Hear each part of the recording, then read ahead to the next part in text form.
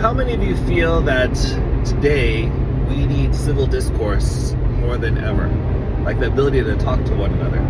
It seems like there's not a lot of listening, sometimes a lot of shouting, just happening more and more these days in a variety of different spaces. And so I'm reminded of a workshop that I went to a couple of days ago. It's called Braver Angels, and it's actually a nonpartisan group that allows people to talk about hard conversations, but then has some approaches that allow for greater civil discourse. And they actually have an acronym called LAPP, L-A-P-P. And so I thought I'd go through it real quick. And so the next time you find yourself in a situation where it's kind of a difficult conversation, you'll be able to use LAPP. L stands for listening to the other person. If you listen carefully, that's actually a great work being done. Don't ever feel that if you can't get your word in, but you listen carefully, that you didn't get your idea or message across. Sometimes what you need to do first is to listen. The next letter of the acronym is A of LAPP, and A is to acknowledge. So just acknowledging certain points from what the other person is saying is very valuable, so that the other person feels that they've been heard. So just acknowledging. Acknowledging doesn't once again mean that you're agreeing with the person. Acknowledging just means that you're hearing the person. So now we're at the P of LAPP, and I find that this is a very important point because at this point you haven't had a chance to really share because you've been doing the listening, but sometimes that's what you need to do in order to have an opportunity to share your thoughts too in a civil way. So P stands for pivot, right? So now that you've had a chance to listen, how can you pivot the conversation so that you can have a chance to share something? And you just ask the question, hey, would it be okay if I share my thoughts about this?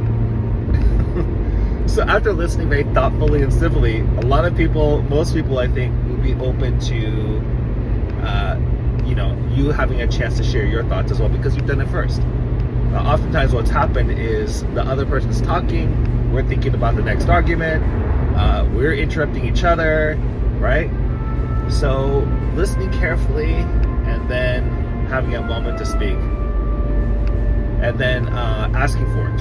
If they say no, maybe that's not the right time. And one thing I learned at Braver Angels is sometimes it's not the right time for the conversation.